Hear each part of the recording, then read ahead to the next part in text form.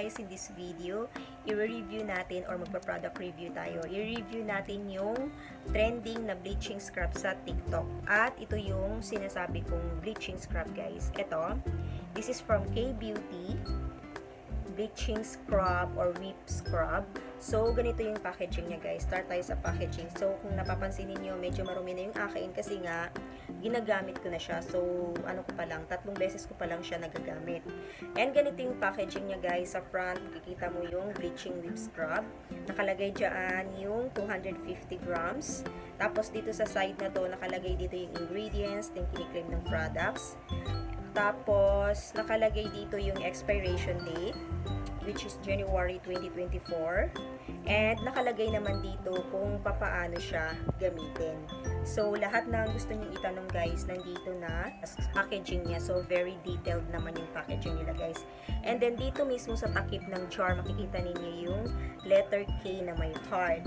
Pero guys, ang alam ko, gumawa sila ng bagong packaging ngayon kasi nagkakaubusan sila ng packaging. Makikita ninyo, binuunan nila yung K-Beauty. So, K tapos Beauty nakalagay dito. So, marami na kasing counterfeit na nagsilabasa ng K-Beauty dahil sobrang sikat na nga ang bleaching scrub na to. So sobrang daming gumagaya. They decided na baguhin na yung packaging kasi nga marami nang gumagaya at nahihirapan yung mga ibang buyers na i-identify kung alin doon yung fake tsaka original. So later, sasabihin ko sa inyo kung paano nyo ma-identify kung fake ba yung nabili yung bleaching cream or K-Beauty bleaching cream or original. So mamaya ko na lang sasabihin yun sa inyo guys. So, ayun, tapos na tayo dito sa packaging. Ngayon, papakita ko naman sa inyo yung itsura ng cream mismo. So, ayan siya. Ayan, kitang-kita nyo naman. And then, sobrang bango niya guys. Parang amoy powder na parang yung Victoria's Secret na love spell. Ganun yung amoy niya.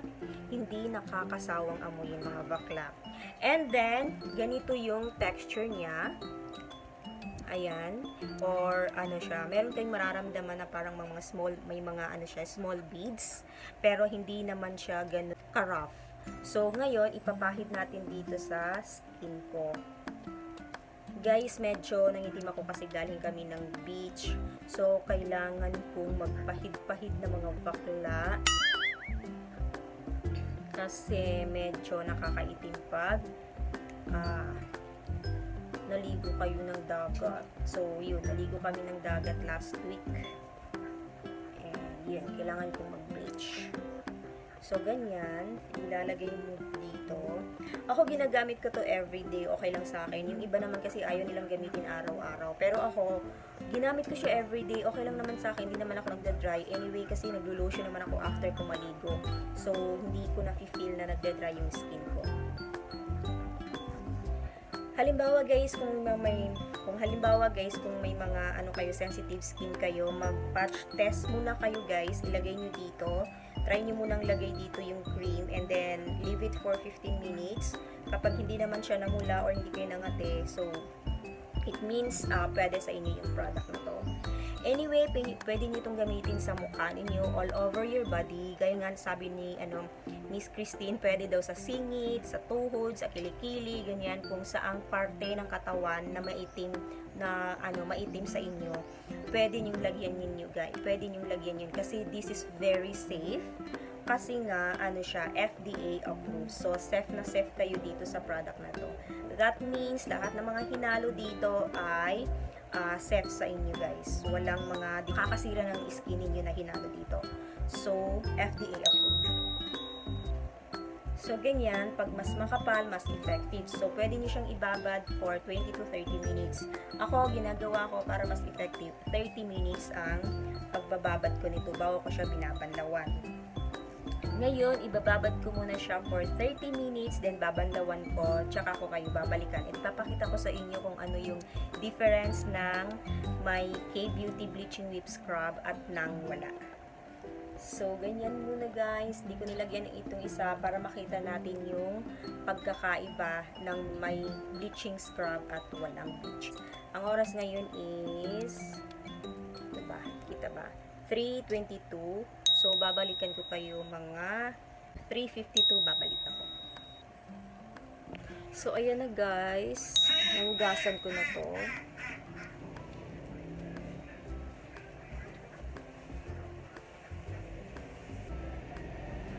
Ito yung nalagyan. At ito naman yung wala.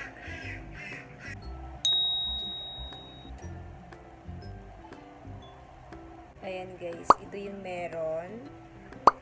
At ito yung wala. O, diba? And alam nyo, sobrang soft nito sa kabila. Napaka-smooth. Parang skin ng baby. Siya ganun kalamig. Pero ito guys, pagkatapos yung banlawan, yung amoy, ang sarap halik-halikan mga bakla. So, ito, sobrang bango niya mga bakla. And, ito yung itsura ng wala. Ito naman yung meron. So, ito yung meron. Sobrang lambot-lambot niya mga bakla. So, yun kanina guys, binanggit ko sa inyo kung paano nyo malalaman kung fake or original yung nabili ninyong K-Beauty Bleaching Lip Scrub. So, ito yung bleaching lip scrub na hindi pa nabubuksan. Ganito yung makikita ninyo pagka natanggap ninyo yung product. So, ganito siya guys. Ayan. Meron siyang seal dito. Ayan, na hanggang dyan lang, hindi siya umabot sa bottom ng jar. So guys, itong seal na to, napepeke na to, kaya na nilang pekehin. So, ang ginawa ng K-Beauty is itong K, binuo na nila, K-Beauty. Kasi yung old packaging, ito yung old packaging eh, K lang ang nakalagay sa gitna ng takip. And then ngayon, ginawa nilang K-Beauty. Kasi nga, sobrang dami na ngayon na kumakalat na fake, na mas mura kaysa sa SRP. Ano ma-identify kung yung nabili ninyong K-Beauty Bleaching Lip Scrub fake? Halimbawa, eto guys, try nyong tuklapin. Kapag kaya natuklap, that means fake yung nabili ninyo or fake yung nakuha ninyong bleaching lip scrub. Kasi itong original, kahit anong gawin mong tuklap dyan, hindi ito matutuklap kasi yung mga letters, yung mga font, yung mga label nito is nakadikit mismo sa jar. Kasi yung fake, sticker lang siya na dinikit. Ganun yung mga mabibili ninyong fake na bleaching lip scrub ng K-Beauty. Pero ang ginagamit nilang pangalan ay K-Beauty. Pero ang original talaga is yung ganito, yung mga letters, yung mga font, yung label, nakadikit mismo sa jar. Okay? Hindi siya sticker. And then, paano nyo malalaman na fake yung nabili ninyo kapag kamura lang siya? So, that means fake ang mga yan kasi ang SRP talaga ng K-Beauty Bleaching Lip Scrub is 250 pesos. So, kung bibili kayo ng bleaching lip scrub, is bumili kayo dun sa mga authorized reseller and authorized distributor lamang ng K-Beauty Bleaching Lip Scrub. Kung gusto niyo maka-avail ng authentic na K-Beauty Bleaching Lip Scrub, ilalagay ko na lang yung Shopee link sa baba and dun makakasigurado kayo na hindi fake yung mabibili niyo guys. So I think guys, that's all for this video and sana nagustuhan yung video na ito, and if you do like this video, just give it a thumbs up and subscribe to my channel mga bakla if you haven't yet. Thank you so much guys for watching. Bye!